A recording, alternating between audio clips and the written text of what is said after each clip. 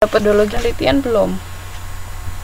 Itu halaman 7.14 itu tadi yang saya bilang sangat penting atau sangat puas, penting, netral, tidak puas atau sangat tidak puas. Sudah dapat metode penelitian?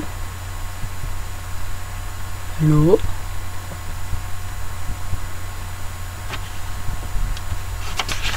Ya, dengar.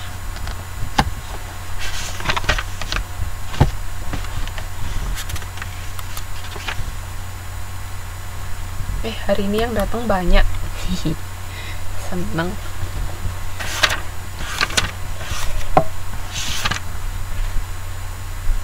Kegiatan belajar 1 ada yang mau ditanyakan? Kalau nggak ada, kita lanjut ke kegiatan belajar 2. Gimana caranya mengelola kapasitas dan permintaan? Siklus permintaan.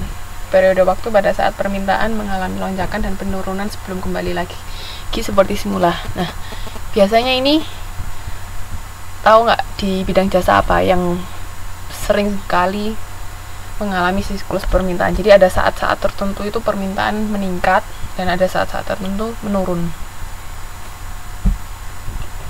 Tahu nggak contoh bisnis jasa apa yang ini yang bisa mengalami pelonjakan permintaan yang drastis?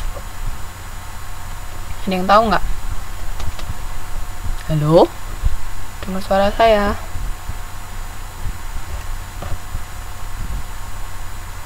Catering. Pada saat apa emang, Mbak? Bisa dijelaskan kenapa kok catering?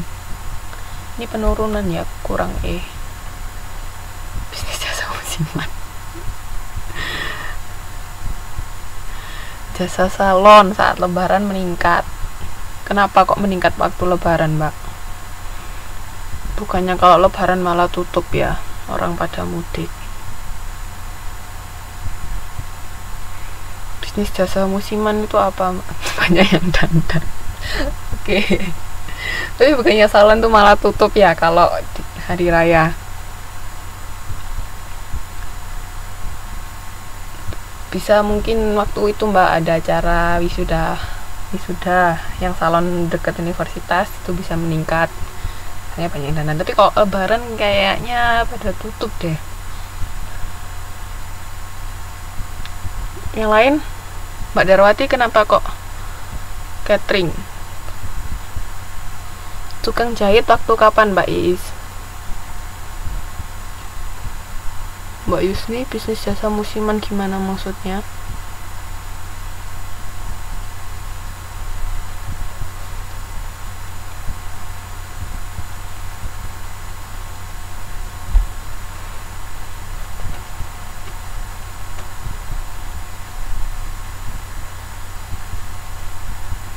Yang lain?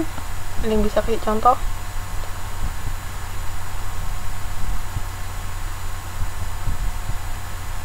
Bisa. Yang lain ada yang mau kasih contoh? Seragam. Mbak Isni bisa. Mbak Ari, kain seragamnya kenapa? Yang bisnis jasa apa yuk, Mbak Yusni?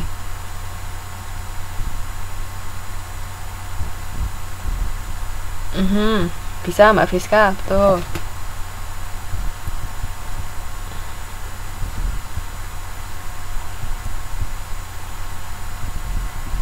Nah, jadi macam-macam ya. Itu ada saat tertentu yang permintaan itu melonjak. Sebenarnya contoh yang paling gampang itu yang kemarin bikin maskapai penerbangan siapa? Itu kan gampang sekali. Pada saat liburan permintaan menggunakan pesawat kan meningkat kan, makanya harga mahal pada saat liburan karena banyak orang yang bepergian. Jadi pada saat pernah dengar istilah peak season nggak? Peak season itu ya itu tadi ketika permintaan meningkat, jadi pas rame-ramenya lah istilahnya itu. Jadi kalau bisnis penerbangan itu waktu liburan, sama kayaknya hotel-hotel juga deh waktu liburan terutama yang hotel di dekat tempat wisata, pasti mereka penuh pada saat liburan. Kalau yang tadi salon bisa, tapi bukan pas lebaran kalau menurut saya. Kalau menurut saya waktu ada acara-acara tertentu. Jualan mercon. Mercon itu bukan jasa, Mas Prianto. Oke. Jadi tahu ya. Jadi siklus permintaan ini ada saat-saat tertentu di mana permintaan itu meningkat dan meningkat drastis karena ada momen-momen tertentu. Terus lanjut. Nah, strategi mengelola permintaan. Membagi permintaan berdasarkan segmen pasar. Nah, itu kenapa kok kita bikin segmentasi? Itu karena supaya kita itu bisa lebih fokus. Kita mau melayani kelompok masyarakat yang seperti apa. Jadi jangan sampai kalau kita misalnya istilahnya rakus ya, mau melayani semua, nanti malah kewalahan, kita nggak bisa memenuhi permintaan pelanggan, kan repot juga nantinya. Nah, gimana caranya mengelola ini? Bisa aja nggak ngapa-ngapain, take no action, atau reduce demand, mengurangi atau meningkatkan demand. Nah, inventory demand by reservation system. Nah, kalau kayak misalnya contohnya booking dulu.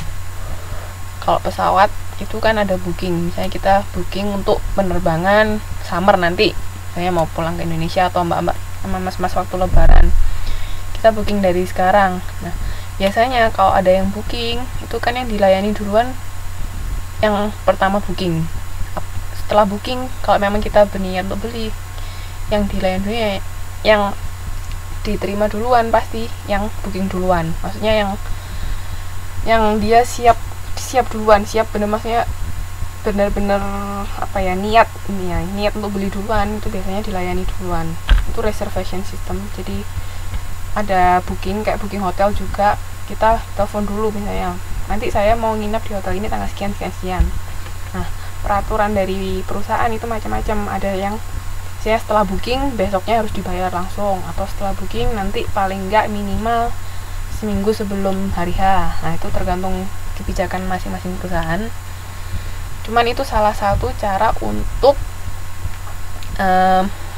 mengelola permintaan yang meningkat atau melonjak. Jadi siapa yang booking duluan itu yang dilayanin duluan. Ini bisa dilihat nanti ada. Nah, ini sekarang di kegiatan belajar 3 itu gimana caranya menunggu antrian atau reservasi tadi yang bookingan. Ini untuk menanggulangi permintaan yang melonjak. Jadi kita gunakan sistem reservasi atau antri. Nah, ini. Jadi ketika permintaan itu lebih besar dari penawaran yang ada, kita meminta pelanggan untuk mengantri. Biasanya berlaku first come first serve, ya kan? Yang booking duluan atau yang datang duluan itu yang dilayani duluan. Itu sudah hukum alamnya seperti itu. Gak mungkin yang datangnya terakhir, yang lain sudah ngantri lama, dilayani duluan. Bisa dimarahin orang banyak nanti. Makanya ini first come first serve. Jadi yang pertama kali datang yang dilayani duluan. Terus menawarkan kepada pelanggan untuk mendaftar terlebih dahulu. Itu tadi booking. Jadi biar kita nggak kewalahan nantinya. Diingat ya, sistem antrian atau sistem booking itu diperlukan ketika permintaan dari konsumen itu melebihi penawaran yang ada.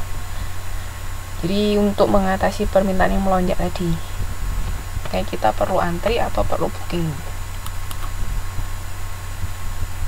Ini elemen sistem queuing. Sistem queuing ini antri ya. Populasi konsumen. Ketika merencanakan sistem antrian, manajer operasi harus mengetahui pelanggan mereka. Nah, itu bisa dibuka halaman 733. Jadi elemen-elemen dari sistem antrian itu ada 6. Nah, ini Mbak Uswatun datang. Ada 6. Pertama, populasi konsumen. Itu jadi sebelum kita bikin apa namanya, bikin sistem